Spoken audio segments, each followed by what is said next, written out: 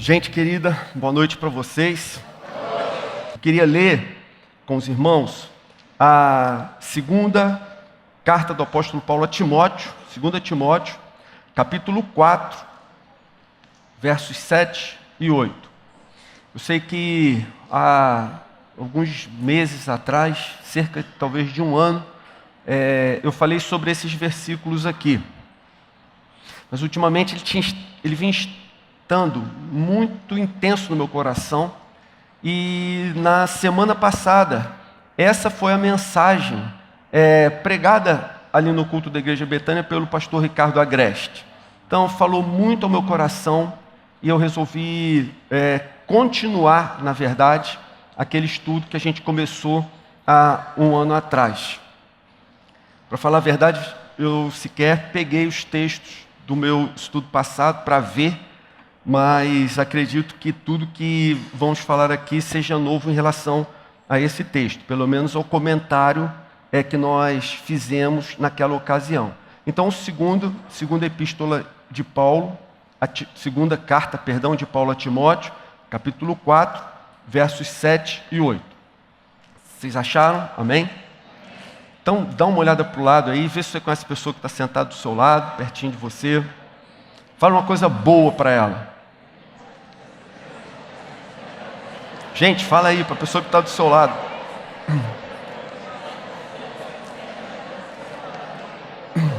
O que? Seu time de futebol ganhou? Não, mas não é isso que eu quero dizer como boa. É uma palavra que abençoe a vida da pessoa. Então vamos fazer uma oração. Senhor amado, obrigado pela Tua presença aqui entre nós. Obrigado pela Tua palavra que é viva, poderosa e que muda as nossas vidas. Então, mais uma vez, Senhor, que a mesma presença que inspirou o apóstolo, no momento em que ele escrevia, o mesmo Espírito que estava em Timóteo, que fez com que ele entendesse aquilo que o Senhor estava falando com ele, esteja aqui agora, falando aos nossos corações e transformando as nossas vidas. Em nome de Jesus. Amém. Então o texto diz assim, texto muito conhecido. Combati o bom combate, terminei a corrida, guardei a fé. Agora me está reservada a coroa da justiça, que o Senhor, justo juiz, me dará naquele dia, não somente a mim, mas também a todos os que amam a sua vinda. Então, gente, veja, o apóstolo Paulo, ele compara a vida cristã a duas coisas, a um combate e a uma corrida. Muitos irmãos aqui sabem que eu gosto de assistir luta de UFC, famoso antigo Vale Tudo. Eu também sei que muitos irmãos acham que nenhum cristão deveria assistir essas lutas, porque acham que elas são por demais violentas. Eu respeito a opinião dos irmãos, com certeza, mas eu também queria que os irmãos soubessem que todo ano morrem mais jogadores de futebol do que lutadores de MMA. No entanto, quando o apóstolo Paulo, ele compara a vida a um combate, ele não está se referindo a esse tipo de luta que nós vemos hoje, que mesmo considerada violenta, mesmo parecendo tão violentas, na verdade elas têm regras que protegem os lutadores. O combate a que Paulo se refere é o combate de uma guerra, é o combate, uma luta em que a pessoa, o guerreiro ali, ele está envolvido literalmente num vale tudo, onde o seu adversário quer matá-lo e onde ele precisa matar o adversário para ele mesmo não ser morto. Então, o apóstolo Paulo compara a vida cristã a uma luta realmente feroz, violenta, bárbara. Mas ele também compara a uma corrida. E ele compara a vida cristã a uma corrida. No entanto, essa corrida que o apóstolo se refere não é uma corrida rápida, mas é uma corrida longa e exaustiva. Assim, se nós unirmos as duas comparações de Paulo, nós entendemos que ele está ensinando aqui que a vida cristã não é fácil de ser vivida, exige determinação e é necessário muita perseverança, mas é possível a vivermos, tanto que ele mesmo o fez, ele mesmo a viveu, quando ele diz: combati o bom combate, completei a carreira, guardei a fé. É difícil, mas Paulo chegou lá, então nós também podemos chegar. Que considerações nós podemos fazer a respeito dessas declarações de Paulo? Primeiro, gente, observe o que ele diz no verso 7. Combati o bom combate.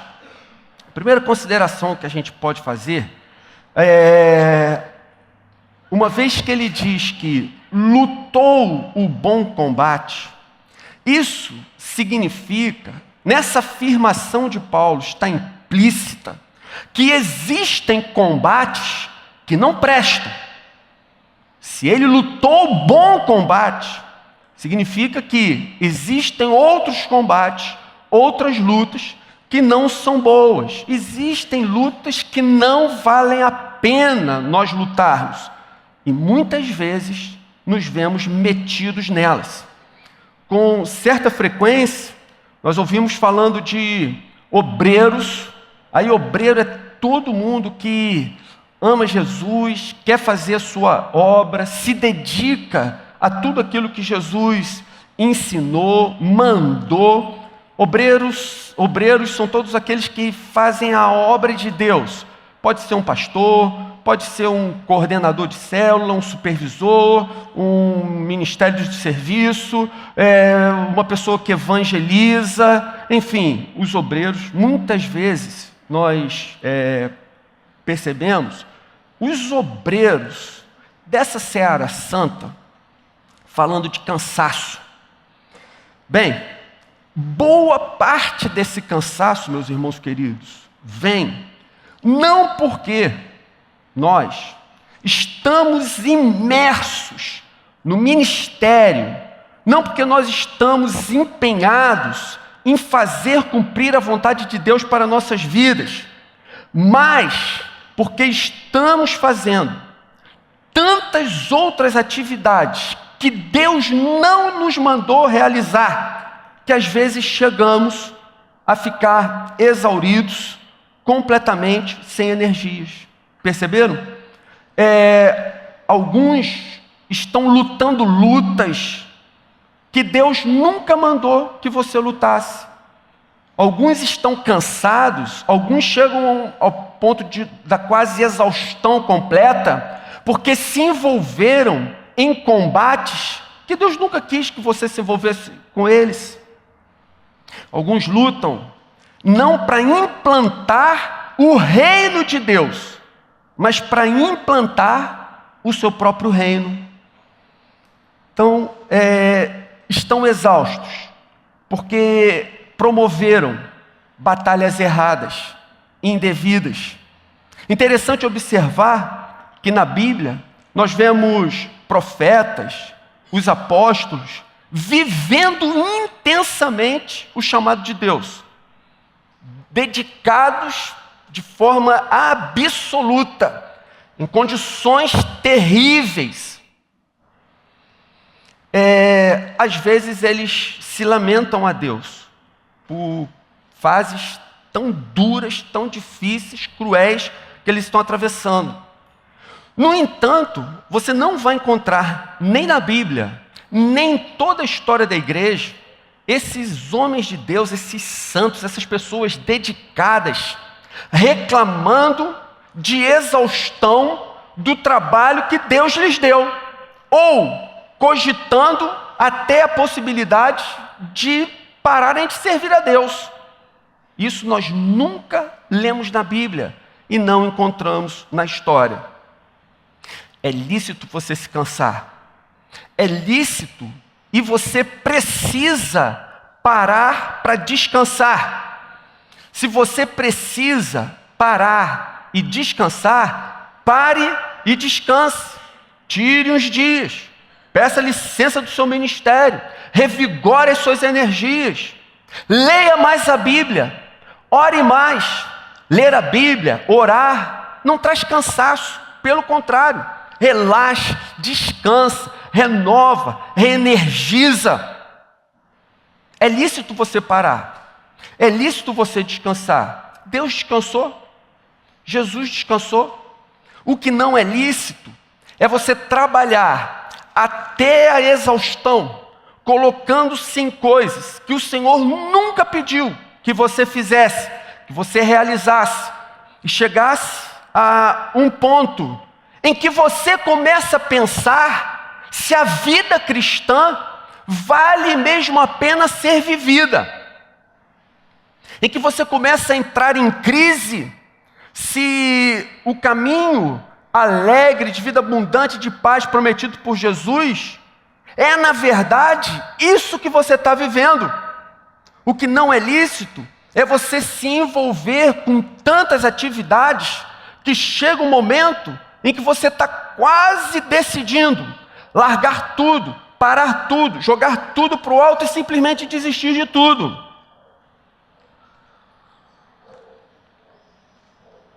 Todos nós cansamos e precisamos descansar. O que nós não podemos é fazer o que Jesus adverte. Em Lucas 9:62 ele diz: ninguém que põe a mão no arado e olha para trás é apto para o reino de Deus. Percebe que a advertência é forte e contundente? Ele não diz aqui que quem olha para trás não é apto para trabalhar para o Senhor. Ele diz, não é apto sequer a entrar no reino de Deus. Eu me lembro de uma história que eu contei aqui há muito tempo. Eu li, narrada pelo Henry Bosch, que é fundador da devocional Pão Diário, a história de Ed. A história de Ed é a seguinte: um cliente entra numa pequena loja e ele pergunta onde está aquele balconista vagaroso, lento, que vivia cansado, chamado Ed. Ele não está ali, então ele se dirige ao dono do empreendimento, do pequeno comércio, e pergunta, onde está o Ed? Ele está doente? E o proprietário responde, não. Ele respondeu, ele não está mais trabalhando aqui. E você, tem alguém em mente, perguntou o cliente, para sua vaga? E o dono respondeu, não, o Ed não deixou nenhuma vaga. Percebeu? Nós vivemos numa época de indiferença generalizada. Nós somos indiferentes a boa parte dos acontecimentos, seja na sociedade, seja na nossa própria igreja, seja na nossa casa. Deixamos que os outros assumam a responsabilidade, a iniciativa, que tomem uma atitude. Nós vivemos num tempo em que é muito mais fácil criticar os outros por não tomarem uma atitude, a nós mesmos sairmos da nossa posição, deixarmos nossa zona de conforto e fazermos alguma coisa. É muito comum hoje em dia nós ouvirmos coisas do tipo, alguém deveria... Tararararararará. Esperamos que os outros façam, resolvam, atuem. Olha que coisa interessante, alguém ouviu essa história do Ed e perguntou para o Henry Bosch lá, o que gerou a edificação da igreja? O que gerou a edificação da igreja? O que fez com que a igreja se edificasse? Que processo é esse que nos envolveu, que fez com que nós nos tornássemos tão apáticos, tão insensíveis, tão inativos, tão parados, tão sem paixão, tão sem amor, tão sem vontade de fazer, de realizar, de viver. Ora, se você sair da igreja hoje, quem sentirá a sua falta? Alguém perceberá a sua ausência? Se você hoje parar de vir, que ministério, que serviço ficará incompleto? Se você não aparecer mais nos próximos meses, nos próximos anos, que falta você fará? Jesus alertou: a seara é grande, mas os trabalhadores são poucos. Por isso esses trabalhadores são tão importantes. Deus nos chamou para lutarmos o bom combate. Fala para a pessoa que está do seu lado: viu como você é importante?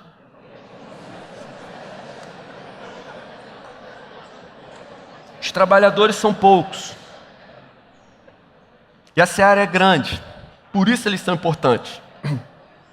Gente, só abrir o coração com vocês aqui rápido. Tem um vídeo assim de zoação no YouTube do pastor que tudo que fala ele pede para as pessoas repetirem. Gente, quando eu acabei de fazer isso, eu me lembrei do vídeo lá, falei: Jesus, nunca mais vou pedir para a igreja repetir nada. Fica uma coisa ridícula. Vocês já viram o videozinho lá? Gente, é muito, muito esquisito aquilo, mas deixa para lá. Olha só. Se eu perguntasse para os irmãos aqui, quem venceu a maratona feminina de 1984 em Los Angeles, sem você olhar no Google, você saberia dizer o nome dessa pessoa? Não. Agora, quem se lembra daquela cena da mulher correndo, depois de ter corrido a maratona, ela andando pelo estádio lá, completando os últimos metros da prova, cambaleando, absolutamente exausta, em busca de completar a sua prova. Quantos se lembram? Toda a igreja se lembra, não é verdade? Essa imagem, eu diria, ela foi eternizada.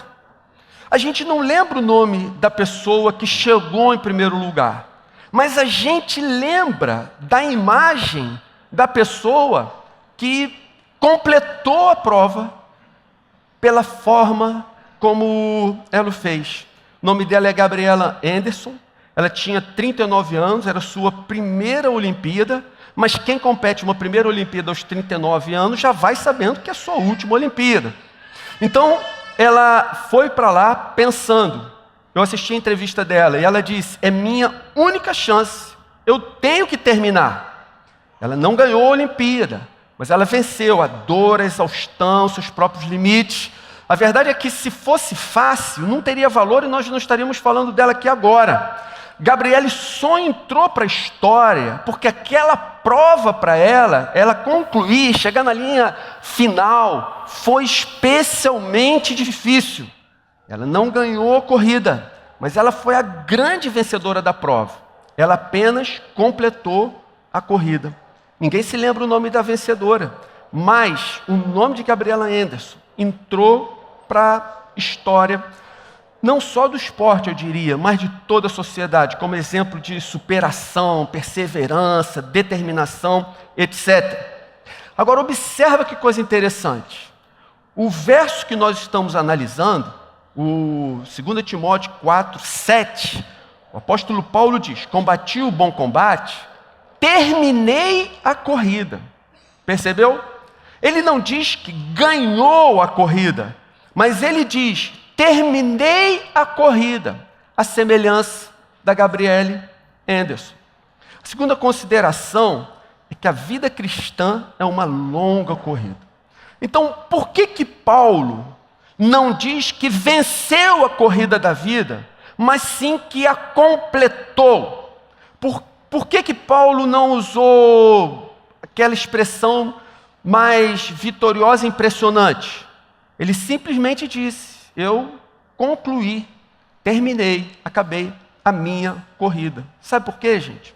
Porque nessa corrida da vida, nós não estamos competindo com ninguém. Você não está competindo com ninguém. Nessa corrida, nós não temos que chegar primeiro. Nós temos que chegar. Você não está competindo com aqueles que estão à sua volta. Aqueles que estão correndo à nossa volta são da nossa equipe, são da nossa família, são nossos irmãos, irmãs, e eles também estão correndo para chegar. Eu torço para aqueles que correm comigo, do meu lado, que façam bonito, mas principalmente que completem a prova. Percebe o que acontece? Nós não precisamos ficar nos comparando, vendo quem está mais à frente, quem está correndo melhor. Nós não temos o direito de fazer isso. Isso diante de Deus, do reino, não tem a menor importância. Veja que coisa maravilhosa. Deus nos conhece pelo nome. Deus te conhece pelo nome. Você tem uma corrida única que Deus estabeleceu para você. Você tem uma vocação, um chamado que é só seu. Essa corrida que você corre é só sua. Você não precisa ficar preocupado em chegar na frente, correr demais, se exaurir, se cansar, esgotar, cair arrebentado, sem conseguir cruzar a linha de chegada, porque você não está competindo com ninguém. Você corre contra você mesmo, contra o seu coração. Essa semana eu comecei a ler um livro que eu estou assim, encantado. Eu comecei a ler aqui no iPad, mas eu prefiro ler em papel, mas como vai levar 6 dias para chegar o papel, eu já comecei a ler aqui o livro. O título do livro é Invencível, de Laura Hillenbrand, editora Objetivo. Esse livro parece que já foi editado em 2010, mas eu só ouvi dele na semana passada. Ele conta a história de Luiz Zamperini. Esse livro ele vai ficar muito famoso a partir de dezembro, porque Angelina Jolie descobriu essa história e ela está filmando. E o filme vai ser lançado nos Estados Unidos em dezembro, 25 de dezembro, e provavelmente em fevereiro aqui no Brasil. O que fala essa história? Aliás, deixa eu só abrir um parênteses. Eu não sou bom de inglês, não. Mas como o título do livro é uma palavra só, eu achei interessante a palavra. O título original da história é Inquebrável. Quando traduziram para o português, acharam melhor botar Invencível, ficou esse nome aí. Bem, o que fala essa história? Que história? É a história de um corredor olímpico chamado Luiz Zamperini, filho de imigrantes italianos lá nos Estados Unidos. A infância dele muito difícil. Ele era obrigado não, mas ele fazia pequenos roubos lá e tal. Ele tinha passado essa falha do seu caráter. Quando ele completou 19 anos, ele já vinha correndo pela sua escola. Ele ia correr 1.500 metros, mas achou melhor correr 5.000, que ele teria mais chance. Enfim, se classificou, foi para a Olimpíada de 1936 na Alemanha, aquela que Hitler assistiu se mordendo pelo que Jesse Owens fez ali, humilhando os arianos. Mas Luiz Zamperini esteve ali. Ele, nessa sua primeira Olimpíada, com 19 anos de idade, ele ficou em 8º lugar. Mas a sua última volta foi considerado pelas autoridades do esporte como algo assim, uau, sensacional. Então ele marcou a história dele por isso. Bem, passadas algumas semanas, aquela promessa olímpica, a próxima Olimpíada certamente ele seria medalha de ouro. Então Luiz Zamperini é convocado para lutar na Segunda Guerra. E alguns dias depois desse seu feito, lá em Berlim, nas Olimpíadas, ele estava num bombardeiro, enfim, cumprindo uma missão no Pacífico. O seu avião tem um problema no motor, cai e ele fica à deriva. 27 dias à deriva, num pequeno bote inflável. Ele diz que os tubarões ficavam arrastando as costas no barco, tentando virar o barco. aquela agonia terrível, os lábios inchavam, pressionavam o nariz, eles tinham dificuldade de respirar, boca totalmente rachada. E depois de 27 dias, eles ouvem o ruído de um avião, eles soltam os 2 sinalizadores. O avião, eles ficaram com a impressão que o avião não tinha visto, foi mais adiante, voltou. No que o avião voltou, eles achando, nosso auxílio, nosso socorro, estamos salvos, o avião vem metralhando lá de baixo. Era o avião inimigo. Metralhou, o bote furou, e a situação deles se complicou ainda mais. Mais 20 dias se passaram, 47 dias total à deriva no Pacífico, sem enxergar terra, nada.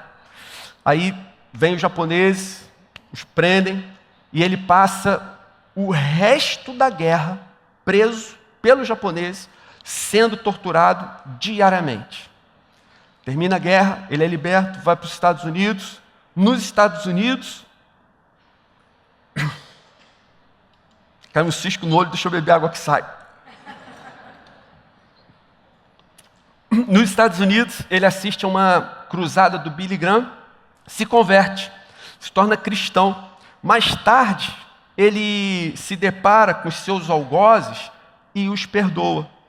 Luiz Zamperini morreu agora em dia 2 de julho de 2014, faz pouquinho tempo. Ele até agora estava vivo para contar essa história toda. Bem, gente, por que eu conto essa história toda? Para dizer aos irmãos que a vida cristã é assim, é uma corrida longa, difícil, cheia de obstáculos, mas é possível. Então, vamos às aplicações. Primeira aplicação que eu faço desse texto, de tudo que nós falamos até aqui. Ora, se existem batalhas que não são boas, primeira aplicação, escolha a sua batalha e dê o seu melhor nelas. Escolha, defina diante de Deus. Qual é a minha batalha? Dedique toda a sua energia, todos os seus recursos, à batalha que Deus lhe designou. Quem quiser, um general falou isso, eu não anotei o nome do cara. Quem quiser ganhar todas as batalhas, acabará perdendo a guerra. Quem quiser ganhar todas as batalhas, acabará perdendo a guerra. Voltando ao UFC, as irmãs mais sensíveis, me perdoem, não vou fazer essa maldade mais tempo, não só mais essa vez. No início do UFC, a coisa era pior. Os campeonatos aconteciam em um único dia.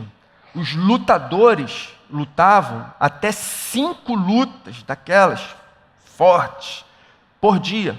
Quer dizer, quando ele chegava na 5ª luta, ele já estava, aí sim, totalmente arrebentado. Não tem como você lutar várias lutas ao mesmo tempo. Você vai se arrebentar. Concentre-se naquilo que Deus quer que você faça. Abra mão de todo o resto. Então veja, Paulo diz: combati o bom combate. Qual seria um bom combate para você combater? Pense aí. Abra mão de todo o resto. Se você pensa em lutar, combater, dedicar sua vida para edificar a igreja, não edificar, mas edificar a igreja, construir a igreja, amadurecer a igreja, preparar a igreja, você está se dedicando a um bom combate.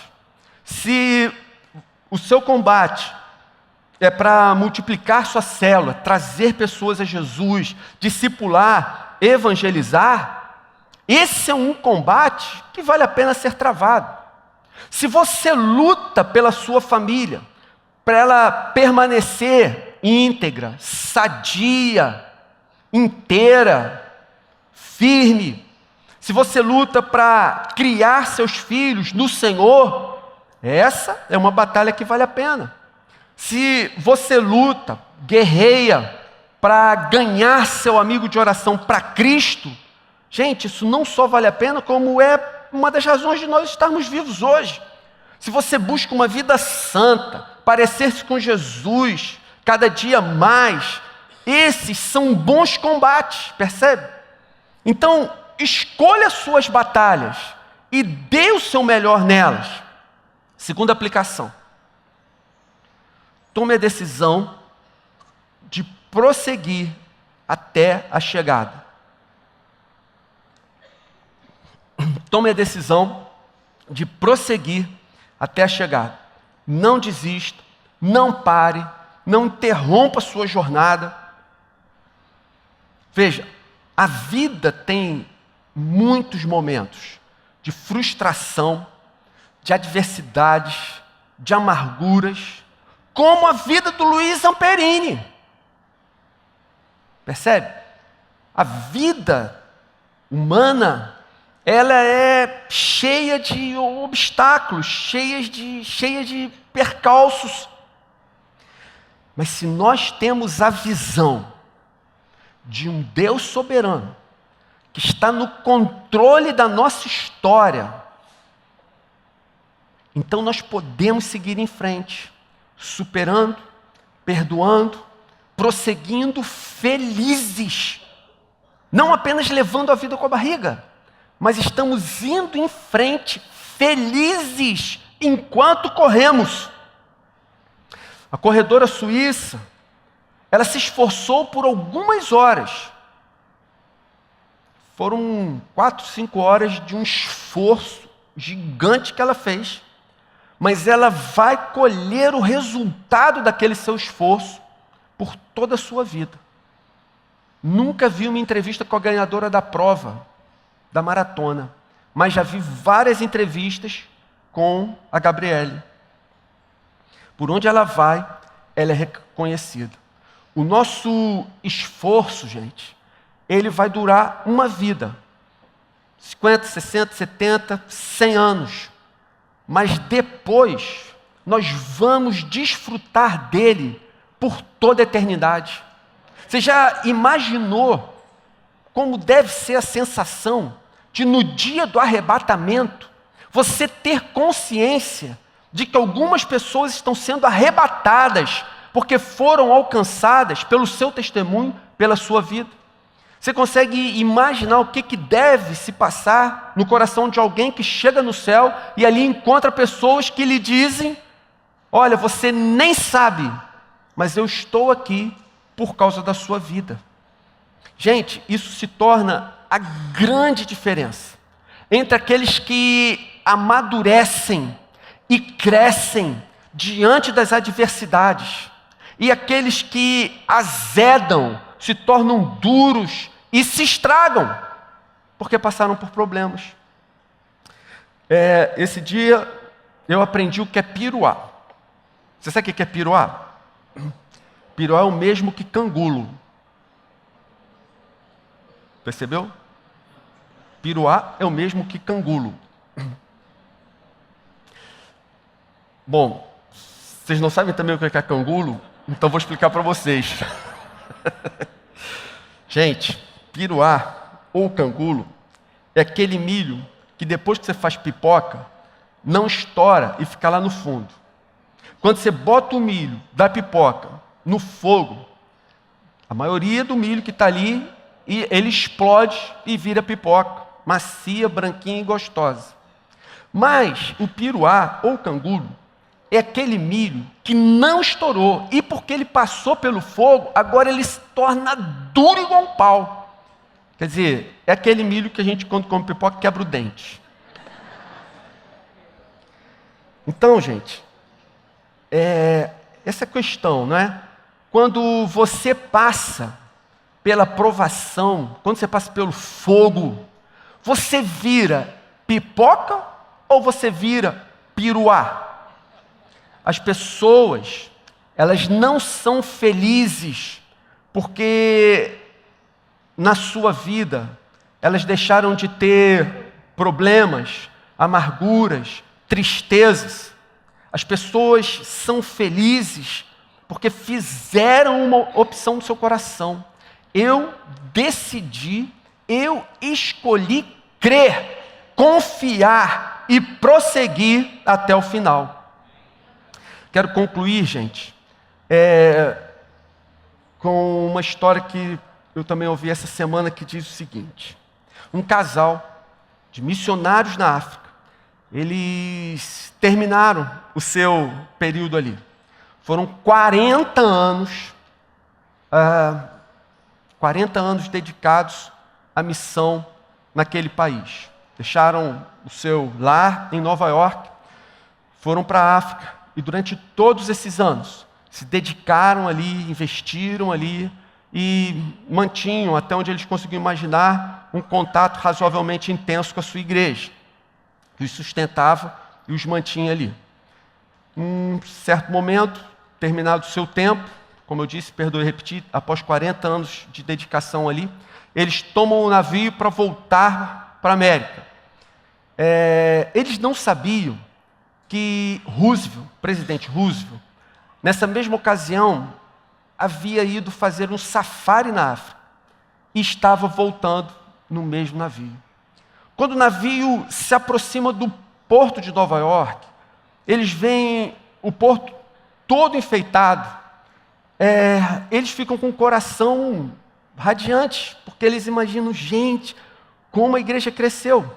Todos vieram receber a gente ali.